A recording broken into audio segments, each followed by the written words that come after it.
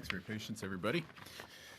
Joined by Amna Mackin, who is our project manager for the search of the Prairie Green Landfill.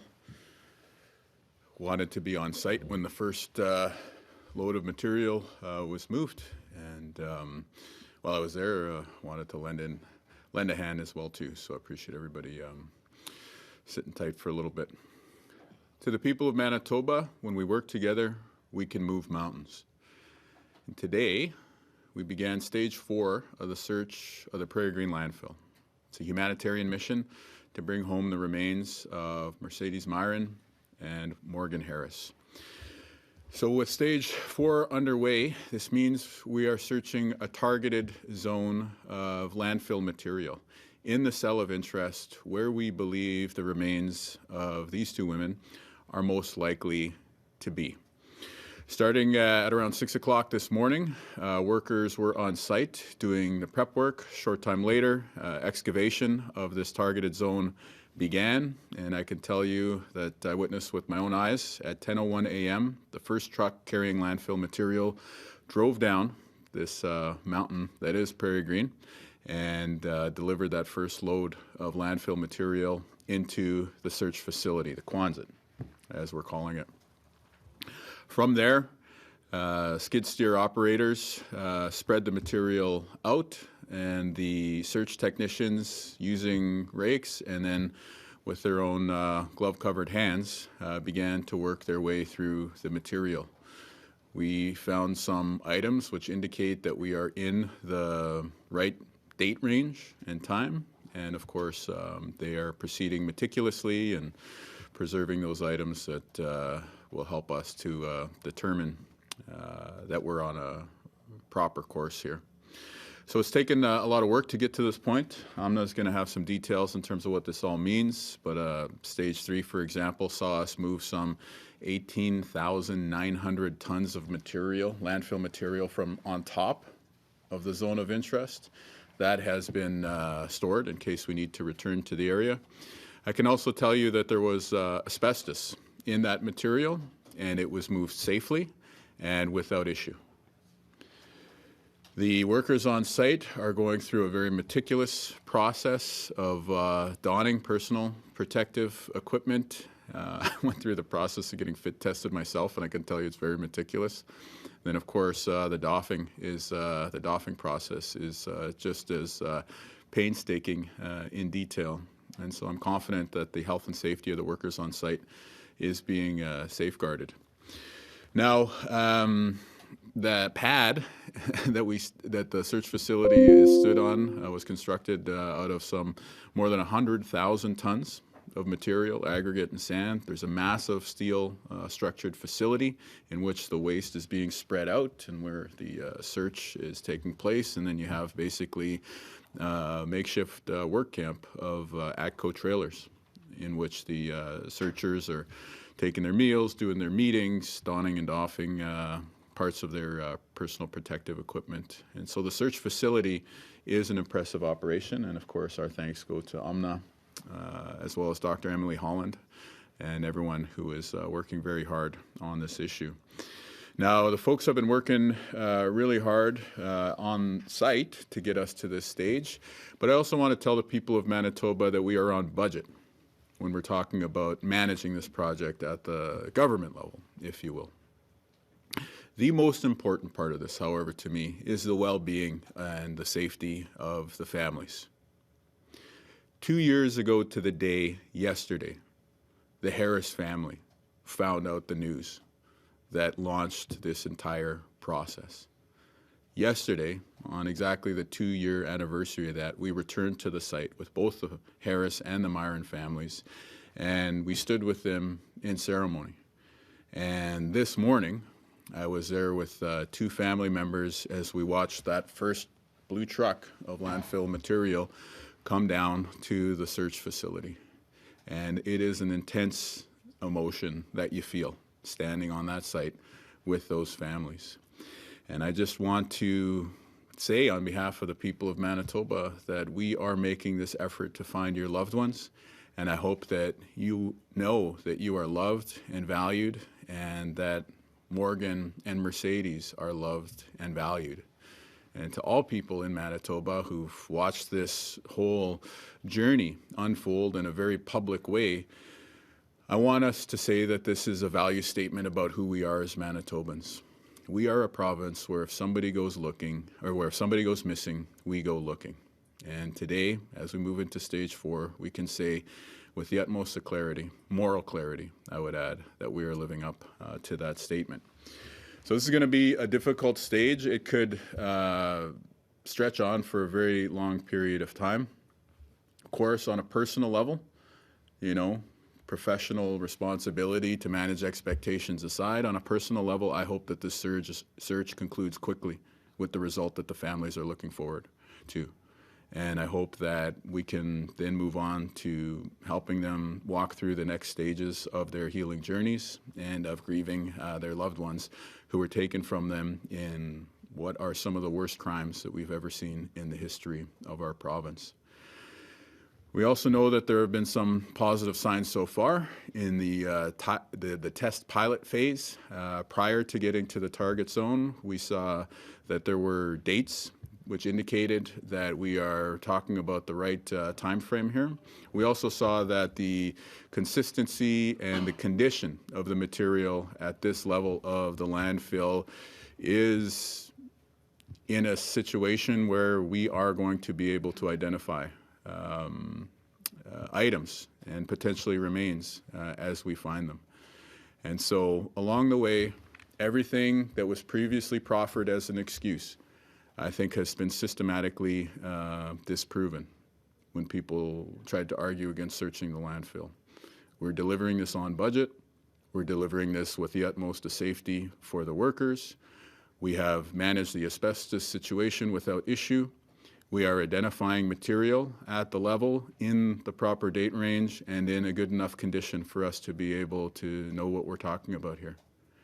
And so while I am professionally obligated to remind everyone that we don't know what the odds of this situation being successful are in terms of recovering the remains of Morgan and Marcedes, we can say with confidence that we have a chance for this search to succeed. So no matter what lies ahead, we can say that we tried and we made the effort for these families, which is very significant. And when we reflect over everything that's happened over these past 2 years, there were some pretty difficult moments, of course, for the families, of course, for folks like the late Grand Chief Kathy Merrick, who faced a backlash for speaking out in favor of this search. But to me, probably some of the most concerning moments came when neighbor was being turned against neighbor. And the fact that Manitobans were able to power through that divisive period, turn the page, and then now come together today to say that we are making a compassionate attempt, a humanitarian search to recover the remains of Morgan and Marcedes, to me says something beautiful about the province of Manitoba. And so to you, the people of Manitoba, when we work together, we can move mountains. And today, at Prairie Green, we are moving a mountain to return the remains of Morgan and Marcedes. May God bless this search. Turn things over to Amna to give us the technical details. Thank you, Premier. Good afternoon, everyone. Again, my name is Amna Mackin, and I'm the project management lead for the landfill search. Today, I'm both proud and filled with gratitude to say that we've achieved our most significant milestone to date, and that is the start of stage 4. As Premier said, it's a day that the families of Morgan Harris and Marcedes Myran have been waiting for over 2 years, and today we are one step closer to finding their loved ones.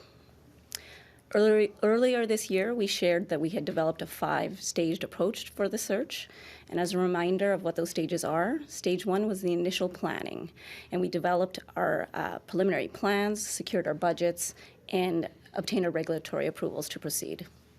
Stage 2 started in June, and it included the construction of a search facility area and temporary structures. It also included a pilot test program and an engineering assessment to determine our targeted zone. We established our search process and developed our health and safety plans, and during stage 2, we recruited and trained our search team workforce. Stage 3 started earlier in October, and it included the careful displacement of the waste above our targeted zone. And as Premier said, this waste has been set aside for possible searching at a later date. I'm pleased to say that both Stage 2 and 3 officially concluded last week, and today marks the start of Stage 4. This stage is anticipated to continue till spring of 2025, and it includes searching through approximately 20,000 cubic meters of waste in hopes of finding the remains of Morgan and Marcedes. As we near the conclusion of Stage 4, if we have not recovered remains of Morgan and Marcedes, we'll make a determination as to what additional searching will be required as part of Stage 5.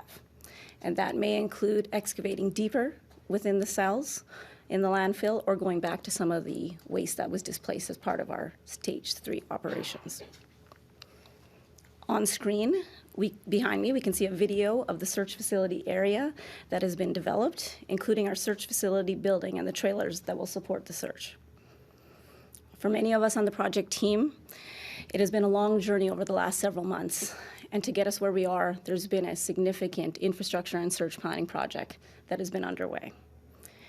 With all sincerity, I cannot speak highly enough about the project team that's been supporting our work so far, and I'd like to just take a few minutes to acknowledge the incredible effort that's been put forth by so many individuals. As an important partner on our team, we thank the owners at Waste Connections of Canada, from their leadership and engineering teams to their on-site operational staff. We thank them for all their time, commitment, and expertise as we've worked through our initial stages of the search. We also thank Dr. Emily Holland for her dedication to date and her continued efforts going forward.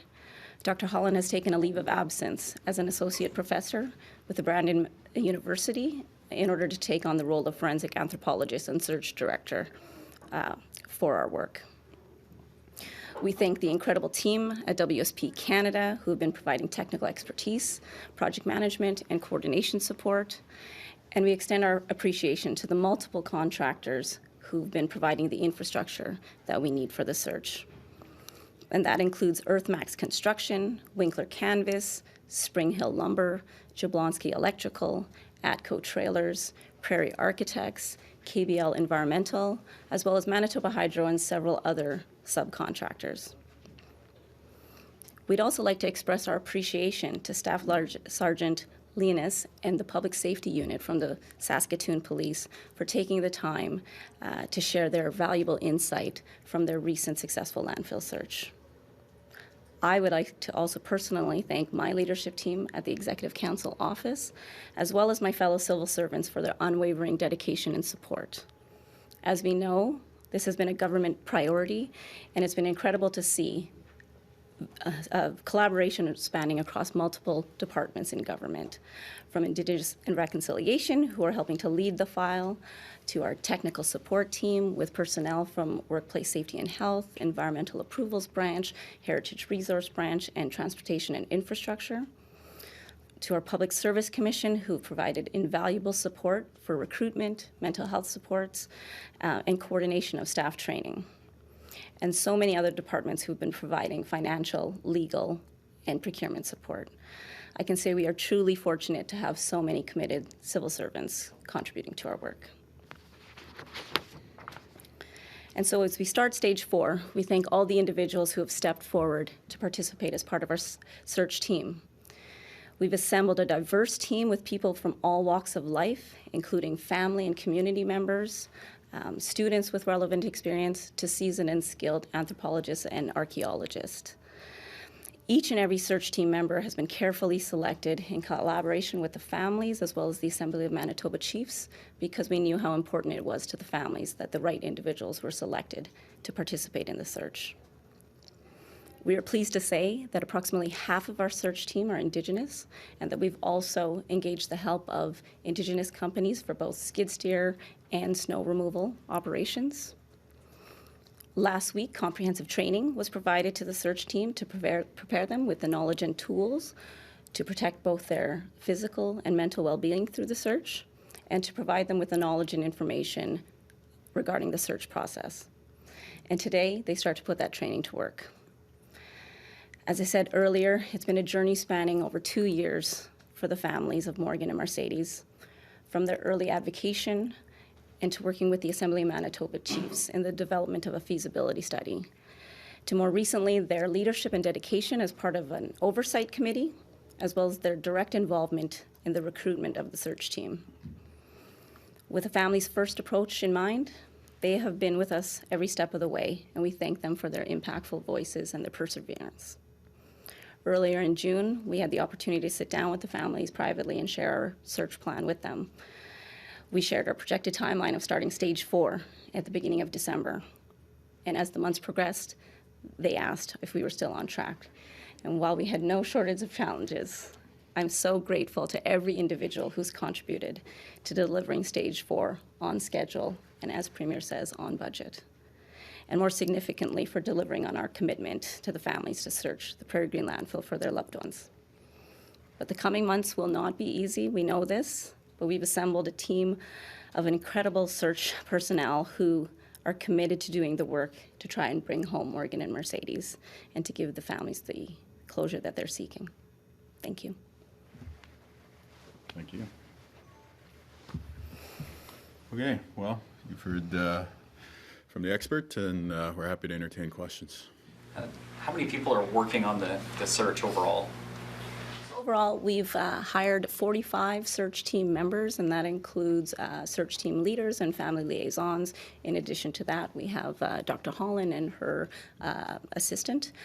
We have an on-site health and safety officer, a director of operations, and we've enlisted the help of Rockwood Landscaping to provide skid steer operators. We saw some photos on the screen of materials from some of the materials that are being searched. Is that from this morning, or is that from the earlier material that was moved? That would have been from a layer just above the targeted zone. So as we were nearing our targeted zone, we had an opportunity to take some samples to see what we were dealing with.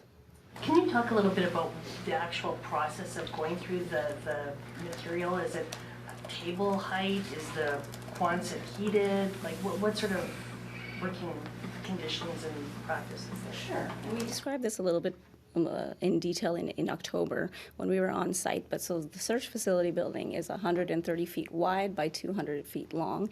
It's separated into 2 sides so that we can have an efficient process for spreading and searching waste, while another side is used to spread waste to create an efficient process. So as Premier described, the materials is first excavated from the cell location, hauled to the search facility building. Those materials will be placed within the building, and skid steer operators will spread those materials in long lines within the search facility. A team of 12 search technicians and their team leader will spread materials out a little bit further and look for any materials of interest. Once the material has been cleared, meaning items of interest have either been removed off the line or there are no items of interest, that waste material will be placed back into what is called a roll-off bin, and it will be removed and placed back into the active face of the landfill operation. And that process will continue load after load until we continue our search. So the stuff's on the floor and people are basically poking around with sticks and... Correct. Okay, and is it heated or is it not? It is partially heated, so we have 10 30 kilowatt heaters that are within the building. It certainly won't be a balmy temperature, but it definitely takes the chill off. And of course, it being a sheltered building, it protects the workers from snow and wind and the elements. Seeing, we saw in some of those photos just how intact some of that refuse was. Does that bode well, or does that, or is that an encouraging sign then that could potentially find remains of Morgan Harris and Marcedes Myran? I think generally that would be an encouraging sign, because as we start to find items of interest, such as receipts or papers that have dates and addresses, we'll be continually looking at that information to see what it's telling us and whether or not we're in the right location of interest. It's also important to know that within a landfill, because of the compaction, it creates an anaerobic state, so things don't typically decompose. So we are expecting that if we do find remains, there may be a possibility of soft tissue still intact as well. Premier Kinew, would you be comfortable talking about the experience you went through this morning with the families and at the landfill in French for Radio-Canada? Oui, certainement. Ben, ça fait froid aujourd'hui, comme toujours dans l'hiver. Et puis, on était là avec les travailleurs et travailleuses. C'est un grand processus pour s'habiller, pour tous les vêtements et puis les autres, les bottes et tout ça qu'on a besoin. Puis, c'était juste comme marché qu'il y avait 2 membres des familles qui sont arrivés jusqu'au même temps, à 10 heures, quand la première camion a descendu du montagne. Et puis, alors, on a juste comme partagé quelques mots. Et puis, les émotions sont très, très fortes parce que ça fait 2 ans où ces familles ont lutté pour ce moment. Et comme en tant que chef de gouvernement qui est dans une position de réaliser leur vision, c'était remarquable. Et puis après ça, on a rentré dans l'édifice et puis on a vu toute la poubelle qui était en train d'être juste préparée. Puis tous les travailleurs et travailleuses ont commencé de regarder. Quand j'étais là, ils ont trouvé un papier avec les dates de l'année 2022 et puis au mois qu'on regarde. Ils ont trouvé aussi des espèces de matériaux qui sont dans des conditions assez bonnes que nous sommes capables de les identifier. Alors, en tant que le premier ministre du Manitoba, je dois toujours dire qu'on ne sait pas si on va réussir avec cette recherche pour fouiller le dépotoir. Mais on a vu des signes qui nous encouragent. Alors, j'espère que les familles prennent cette nouvelle dans une façon peut-être qui va leur donner un peu d'espoir, mais nous savons que c'est aussi un grand travail qui nous reste, mais il y a beaucoup de personnes exceptionnelles qui nous aident. Et puis, les travailleurs et travailleuses là sont vraiment, vraiment impassionnés. J'ai partagé des mots avec eux. Ils étaient juste comme, ouais, allons-y, on y va. C'est vraiment un sens de moment important ce matin. Merci, M. Kinew. Merci. Premier Kinew, today CBC published a story about Geraldine Mason, a woman from God's Lake Narrows, who was put in jail for a month because she had tuberculosis. I guess my first question for you is, what do you say to Geraldine, who spent a month in jail, not charged with a crime? It's terrible. I say sorry. I read the story this morning. I reached out to the 2 most senior people in the government, and I said, get me an order ensuring that nobody is ever jailed for having tuberculosis again. I haven't had a chance to speak to him directly, but I understand that Dr. Rusin is going to sign a public health order to that effect today. Sorry, can you just elaborate on what that looks like, how that will come to be, how you create that order? That's pretty much what it is. There's a public health order that will say that public health officials are not going to seek incarceration as part of a way to treat people who have tuberculosis. Or in a situation like this, I think, that's just not the right way to do it. And I think anyone reading that story would probably feel the same way. And do you have are you going to apologize to Ms. Mason? Yeah, I can apologize to her if I get a chance to speak to her directly. I've been at the Prairie Green Landfill site all morning, so I haven't had a chance to follow up too much on this, but I did basically say, we're not doing this again. Give me the paperwork to back it up. Did you get any explanation of why this happened? Was it because there were a shortage of beds, or they couldn't put her in a bed and have police guard outside the door in the hospital? Do you understand? Did you get any explanation of why this happened? No, and I don't understand, which is why I said we're not doing this again. Did you ask Dr. Rusin why a hospital was I haven't spoken to him directly. Like I said, I've been on the site of Prairie Green since first thing this morning, so this has gone through government channels, if you will. Yeah. Can you maybe possible to repeat the same answer in French? Je pense qu'on dit tuberculosis en français. Tuberculose. OK. Alors, regarde, cette situation est horrible. J'ai lu l'article.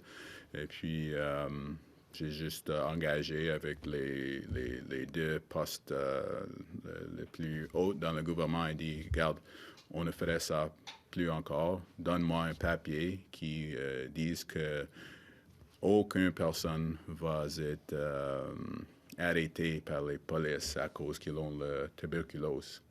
Et puis, j'étais au dépotoir depuis ce temps-là, mais je comprends que Dr. Roussin va signer un ordre pour la santé publique qui va donner cet effet aujourd'hui. From what I understood, you haven't had the chance to talk to the person, right? Non. Premier Kinew, Mais je interest- m'excuse parce que c'est une situation horrible. Premier Kinew, in the interest of transparency, would you be willing to put up for us to be able to speak to someone from public health so we could talk to them You follow about up with staff later, yeah. Do you think that's a good idea? Well, I'm out here and I've answered the question, so you can follow up on specific details later. So just to have a ban on never, ever incarcerating someone. There have been cases where there have been people before the courts because they've been infected with a sexually transmitted disease and disregarded orders to not be reinfecting people. Like, do you not see any scenario where this might be required, where incarceration might be for the public good if somebody is malicious or malevolently? I'm not saying that's the case here, but do you not think that that might be an issue down the road? I'm not going to do the hypotheticals. What I said is give me an order that says nobody is going to be put in jail because they have TB. Premier, going back to this landfill Yeah, of search, course. can we get the, you were there this morning, you gave the French answer, can we get the English answer? Your time spent with the families this morning? Well, we spent a good chunk of the day yesterday with the families doing a pipe ceremony, smoking the pipe, and talking to them. And yeah, it was a very powerful experience. And the big thing that members of the Harris family shared that I think I can share publicly is they said it's been 2 years to the day since we found out. And to be back there 2 years later, knowing that the search was going to begin today, I think was very, very significant. And, there was just a really powerful feeling. Amna is there, and not only is Amna a remarkable project manager, but she also has the highest level of emotional intelligence and compassion. And so she is the perfect person to be leading this process. And she's put in the time with the families. And so when we say families first, I hope Manitobans are confident that we're upholding that at every step of the way. This morning, the folks were on site, the team leads and everybody at, 6 a.m. Folks are working outdoors in a Manitoba winter. So as you would imagine, you're dealing with snow, you're dealing with ice. But the search itself, stage 4, I think we could say like the formal beginning of that was at 10:01 a.m. this morning. We saw that blue truck after it had been loaded up with by an excavator start to drive down the hill. Turned to the skid steer operator next to me. I said, "What time you got?" And he said, 10:01. And a couple family members had just arrived on site. Like they were already on site, but like at the physical location of where that Quonset steel structure is. And we just took a second to stand and watch the material begin to move.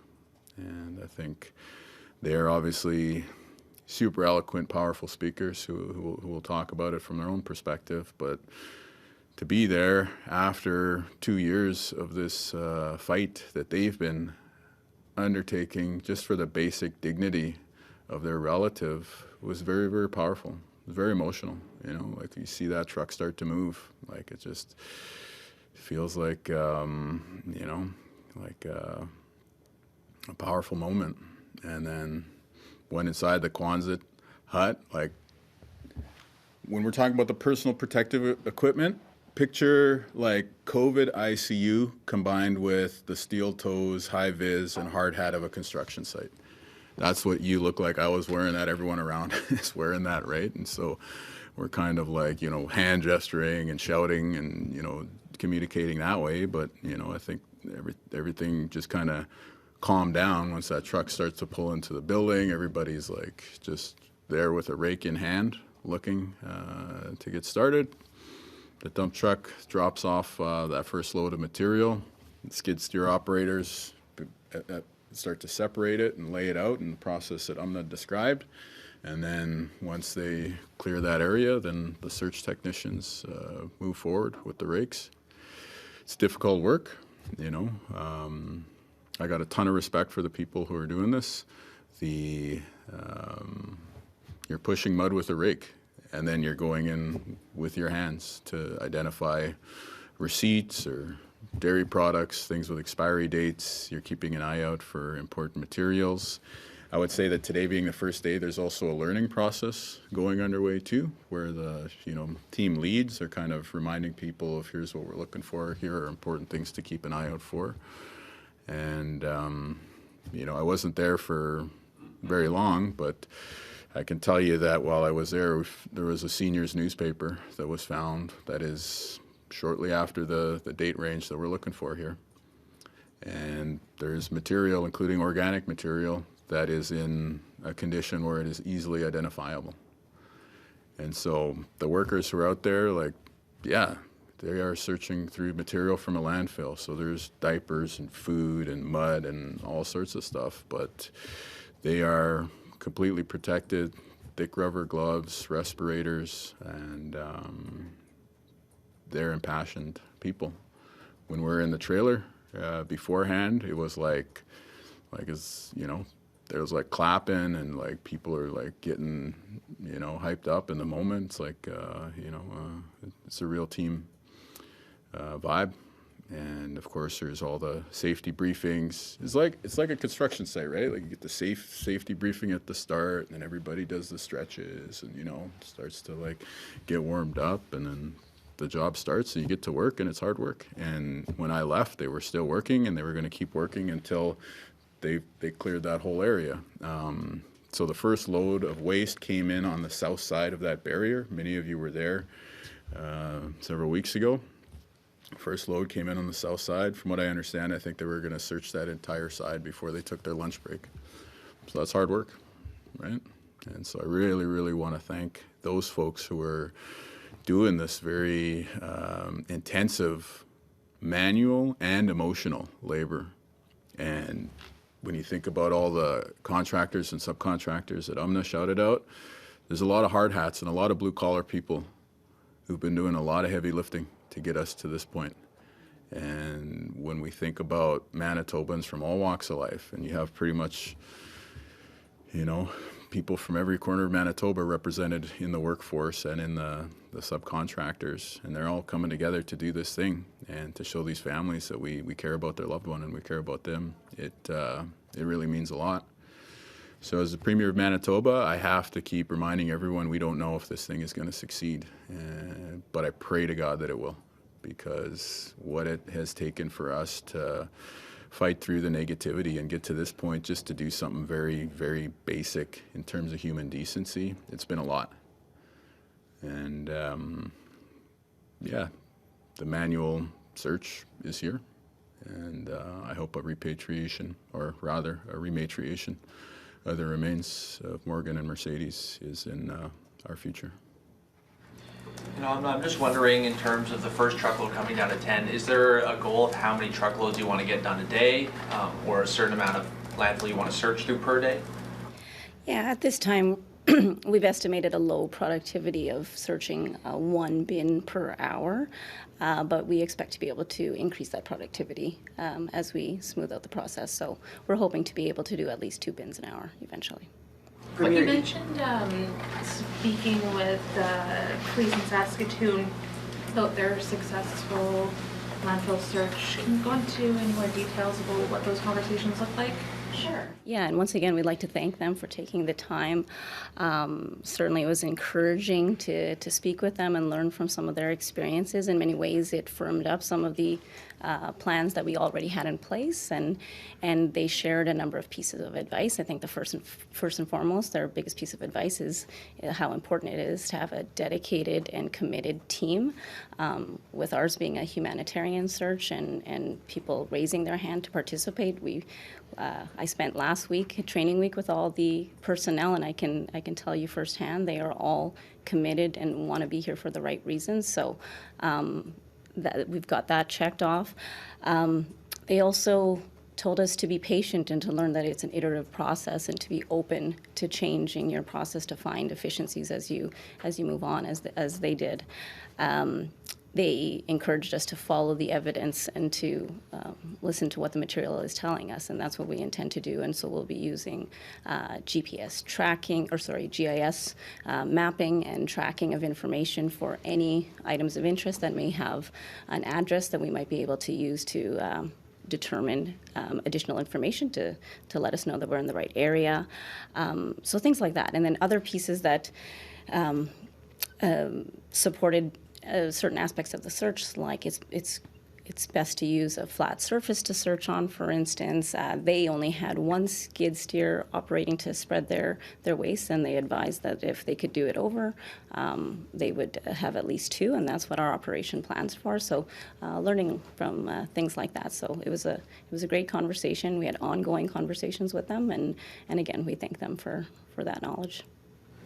Premier, or on that, we've been told that the folks involved with the search have had signed NDAs or confidentiality agreements.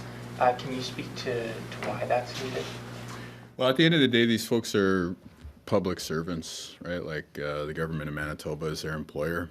And it's just a standard thing with people who work for the government that you do your health and safety training.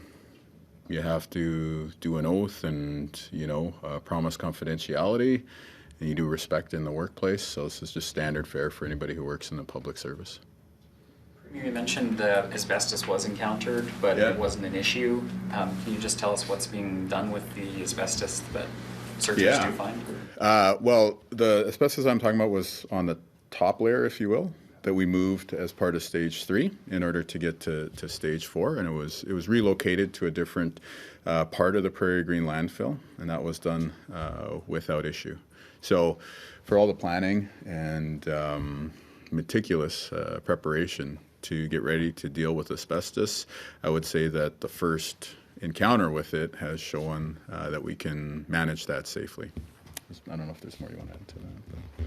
That's correct. So PGL accepts asbestos in self-contained bags, so we knew that we would be encountering them as part of our stage 3 operations. So like Premier said, we didn't have any incidents. We monitored daily to monitor for the presence of asbestos particles, and the results were well below the thresholds put forth by Safe Work Manitoba. In addition, we've come up with a comprehensive asbestos and hazardous materials management plan that details all of our detailed plans, including delegation of responsibilities, the communication process, providing training and awareness, which we did last week for staff, regular surveillance, so ongoing monitoring, and then procedures to avoid or the release of asbestos materials. So first and foremost is prevention, of course, and then being prepared with our emergency planning, protecting the employees with the personal protective equipment that Premier spoke of, and then having a robust decontamination process. So all of those processes and procedures are in place for staff. And having done it on the way to a press conference, I can tell you that it's very robust. There's like you're in the facility, washing the gloves and, doffing the Tyvek suit, washing your boots and that. Then you go into the trailer and then you're removing the inner layer of masks and the surgical gloves and stuff like that. And then all that gets washed too. So it is a very, very meticulous process to ensure that the material inside the search facility stays there, and then everyone's safe before they go for lunch or go home for the day. Premier, one of the, you called the families eloquent and powerful speakers on their own, right? And one of the most eloquent and powerful speakers about all of this has been Kathy Merrick from the beginning, right? Our late Grand Chief of the Assembly of Manitoba Chiefs. You got quite close to her through this process and many other processes before it, right? I don't want to put you in this position, but what would you think she would think to have arrived at this point? Because this was something that was so close to her heart up until her last breath, quite literally. So could you tell us what you think she would say at this point, and if she heard that this is the news today? Well, we talked about her yesterday with the families, and the families thanked her, and so do I. And yeah, it was really difficult when we lost Kathy Merrick. But her family said the search is the issue that mattered most to her. And so as we move forward into stage 4, and personally with these hands, as they say, moved landfill material, I know that we're honoring her spirit and her commitment to Indigenous women. Ms. Mackin, I had one question for you. You know, you've talked a little bit about how you're learning through this stage as well as it's been so far. In terms of the shifts, how does that look like for, if you could give us an idea of, you know, a day, say, you know, you start clearly at 6 a.m. and of course that means driving there for a lot of people, things like that. When do they work until, and, you know, we're now getting nights early? Like, this is a very technical thing that I sort of was wondering about that, right? Like, as the daytime looks smaller and smaller here in Manitoba, can you tell us about that? Like, what does that look like? Sure. So we've recruited 3 search teams, so we're calling them as teams A, B, and C. On any given day, 2 teams will be scheduled. So the first team will be scheduled for 6 a.m. to 4 p.m. The next team will be scheduled for 7 to 5 p.m. So at the family and community request, we've arranged for a shuttle for those employees as well. So there's a pickup and drop off from downtown Winnipeg to make sure that we can get the workers to site safely. Throughout the day, they'll be on an hour on, hour off schedule. So as we talked about potentially doing about a bin per hour, the intent would be one team would go into the search facility, complete searching of the one bin.